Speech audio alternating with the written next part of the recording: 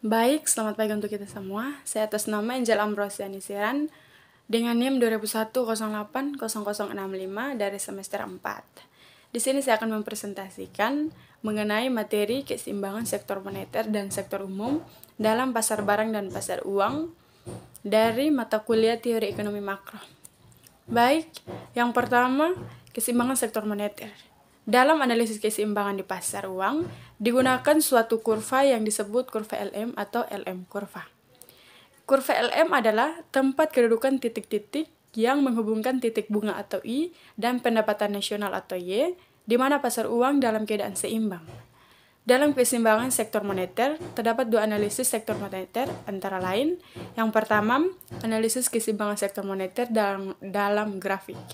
Dalam menganalisis keseimbangan sektor moneter dengan grafik, dapat ditunjukkan secara sistematis dengan rumus sebagai berikut, yaitu M per P kali D sama dengan L kali R, Y.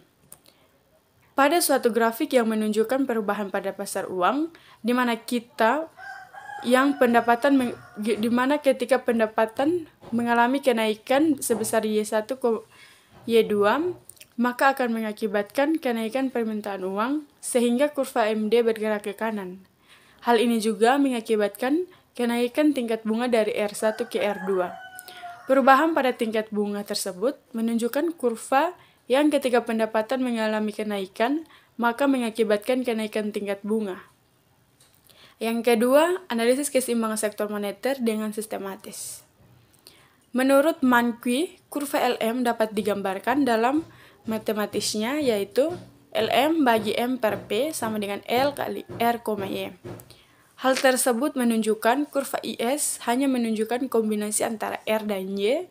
Hal ini sesuai dengan persamaan pada pasar barang, dan kurva LM hanya menunjukkan kombinasi antara R dan Y yang sesuai dengan persamaan pada pasar uang.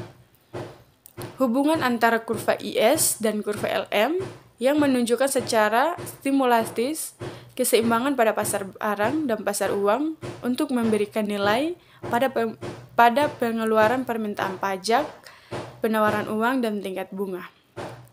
Yang berikut, B. Keseimbangan sektor umum. Keseimbangan sektor umum terjadi apabila barang dan pasar uang berada dalam keseimbangan secara bersama-sama. Dalam keseimbangan sektor moneter terdapat dua keseimbangan, yaitu pertama keseimbangan umum IS, LM, dan kedua pergeseran kurva IS. Keseimbangan umum IS, LM. Kurva IS adalah kurva yang mewakili peristiwa yang terjadi di sektor real atau pasar barang. Sedangkan kurva LM adalah kurva yang mewakili peristiwa yang terjadi di keuangan atau pasar uang. Yang kedua, pergeseran kurva IS. Kurva IS adalah suatu kurva yang menghubungkan titik-titik besarnya pendapatan nasional atau Y pada berbagai tingkat bunga atau I, di mana pasar barang berada dalam keseimbangan. Yang berikut, keseimbangan pasar barang. Pasar barang merupakan pasar yang di mana tempat bertemunya penawar dan permintaan atas sebuah barang atau jasa. Baik, pada gambar berikut, kurva keseimbangan pada gambar di atas tentang kurva permintaan investasi agregatif dengan persamaan fungsi I sama dengan 80 kurang 4R, di mana I menunjukkan nilai investasi per tahun dinyatakan dalam miliar rupiah dan R merupakan tingkat bunga dinyatakan dalam presentasi. Dengan menggunakan contoh kurva tersebut, maka pada tingkat bunga setinggi 15%, besarnya investasi dalam perekonomian adalah sejumlah 20 miliar rupiah. Apabila tingkat bunga menurun menjadi 10%, maka besarnya investasi meningkat menjadi 40 miliar rupiah. Baik, yang berikut keseimbangan pasar uang.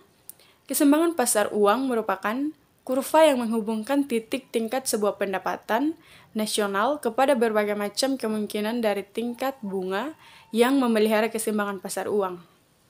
Ada 3 motif permintaan uang dalam mencerminkan perilaku masyarakat dalam memegang saham, yaitu 1.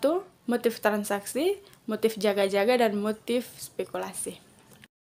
Yang berikut menentukan titik keseimbangan pasar barang dan pasar uang.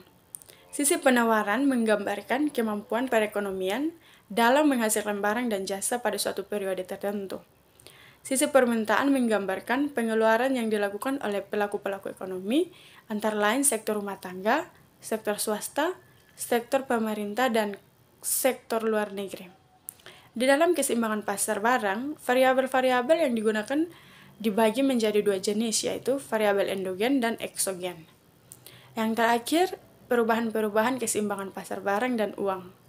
Perubahan-perubahan yang ada dalam titik keseimbangan pasar barang dan pasar uang ditentukan oleh perekonomian dua sektor, yaitu pertambahan investasi perusahaan serta pengeluaran permintaan pemerintah dan pertambahan pajak dan penawaran uang. Baik, sekian hasil presentasi saya mengenai keseimbangan sektor moneter dan sektor umum dalam pasar barang dan pasar uang. Terima kasih.